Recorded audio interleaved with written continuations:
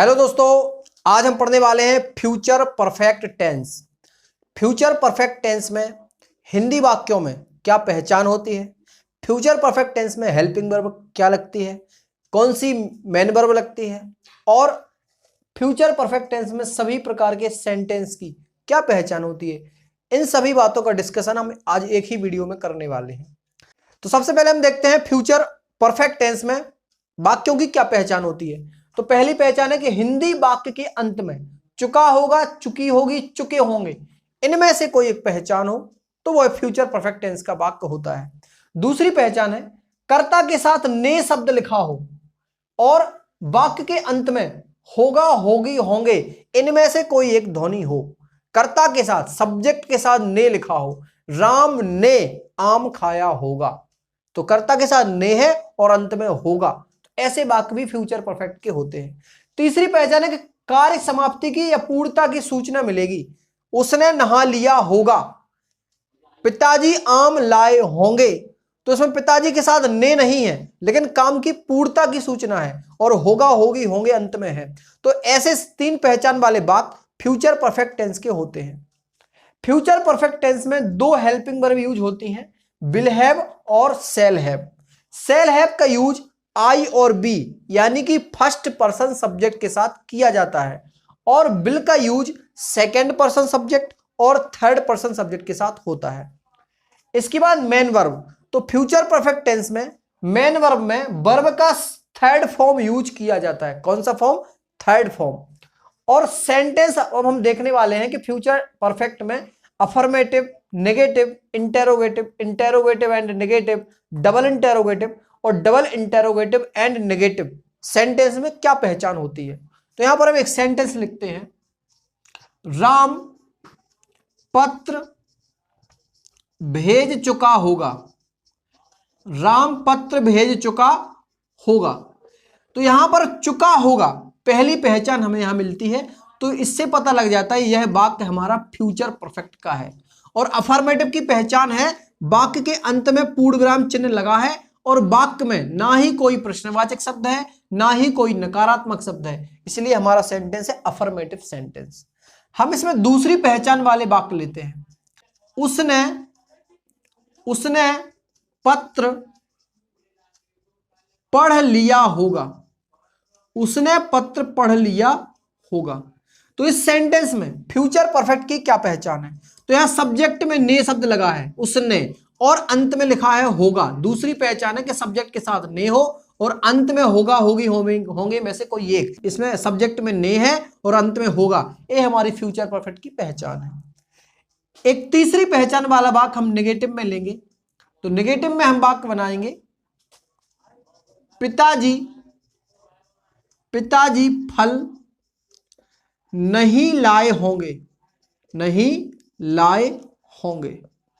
अब इस सेंटेंस में फ्यूचर परफेक्ट की क्या पहचान है? तो यह केवल लाए होंगे से पता लग रहा है कि फ्यूचर का वाक्य है, क्योंकि यह सब्जेक्ट के साथ ने नहीं है। लेकिन यदि इसके नहीं को हम ना पढ़ें तो बनता है पिताजी फल लाए होंगे, यानी काम की पूर्णता की सूचना मिल रही है। तो इसलिए हमारा वाक्य क्या हो जाएगा? ये फ्यूचर परफेक्ट टेंस का वाक्य हो जाएगा। और नहीं इसलिए लगा है क्योंकि सेंटेंस क्या है? नेगेटिव सेंटेंस है। तीसरी पहचान वाला वाक्य लेते हैं, इंटेरोगेटिव सेंटेंस। क्या तुम गीत सुन चुके होगे? क्या तुम गीत सुन चुके होगे? इस सेंटेंस में देखिए फ्यूचर परफेक्ट की क्या पहचान है? चुके होगे। लेकिन जिस वाक्य के प्रारंभ में क्या लिखा हो और अंत में प्रश्नवाचक चिन्ह लगा हो, ऐसा सेंटेंस इंटेरोगेटिव सेंटेंस होता है। इसलिए हमारा ये सेंटेंस कैसा है? Interrogative sentence. अब देखिए इंटेरोगेटिव एंड नेगेटिव सेंटेंस में फ्यूचर परफेक्ट टेंस की क्या पहचान होती है। क्या वह घर नहीं पहुंचा होगा। क्या वह घर नहीं पहुंचा होगा।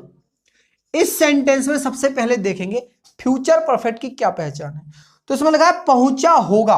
अगर हम क्या को ना पढ़ें और नहीं को ना पढ़ें तो बनता है वह घर पहुंचा होगा, यानी कि काम की पूर्णता की सूचना। लेकिन हमारा वाक्य इंटेरोगेटिव नेगेटिव है, तो जिस वाक्य के प्रारंभ में क्या लिखा हो, वाक्य के बीच में नहीं लिखा हो, ऐसे sentence interrogative and negative sentence होते हैं। ठीक है, अब हम पांचवी पहचान वाला वाक्य लिखेंगे डबल इंटेरोगेटिव सेंटेंस के लिए। मोहन ने खाना कहां खाया होगा, कहां खाया होगा। सबसे पहले इस सेंटेंस में फ्यूचर परफेक्ट की पहचान ढूंढते हैं। तो यहां सब्जेक्ट है मोहन और मोहन के साथ ने शब्द लिखा है, मोहन के साथ सब्जेक्ट के साथ ने शब्द हो, अंत में होगा होगी होंगे में से कोई एक। तो सब्जेक्ट है मोहन के साथ ने लिखा, अंत में लिखा है होगा, जो कि फ्यूचर परफेक्ट की पहचान है। अब डबल इंटेरोगेटिव सेंटेंस की क्या पहचान है, तो जिस हिंदी वाक्य में बीच में कोई प्रश्नवाचक शब्द हो, क्या, क्यों, कहां, कौन, कितना, कितनी, किससे, किसका, इनमें से कोई भी प्रश्नवाचक शब्द वाक्य के बीच में हो तो वह वाक्य डबल इंटेरोगेटिव सेंटेंस होता है। तो यहां पर कहां बीच में आ गया है, इसलिए हमारा सेंटेंस डबल इंटेरोगेटिव सेंटेंस हो जाता है। अब छठवां हम लिखते हैं double interrogative and negative sentence. वह पार्टी में क्यों नहीं आई होगी, वह पार्टी में क्यों नहीं आई होगी। इस सेंटेंस में फ्यूचर परफेक्ट की क्या पहचान है, तो इसमें पहचान है होगी, लास्ट में लिखा हुआ है, क्या लिखा है, होगी। और यदि क्यों और नहीं को ना पढ़ें तो वह पार्टी में आई होगी, यानी काम की पूर्णता की, काम की समाप्ति की सूचना मिलती है। ठीक है, तो यहां पर आई होगी हमारी पहचान है फ्यूचर परफेक्ट की। अब वाक्य के बीच में क्यों लिखा है, प्रश्नवाचक शब्द है, और नहीं नकारात्मक शब्द है। जब किसी वाक्य के बीच में प्रश्नवाचक शब्द और नकारात्मक शब्द दोनों हो तो ऐसा वाक्य double interrogative and negative sentence होता है।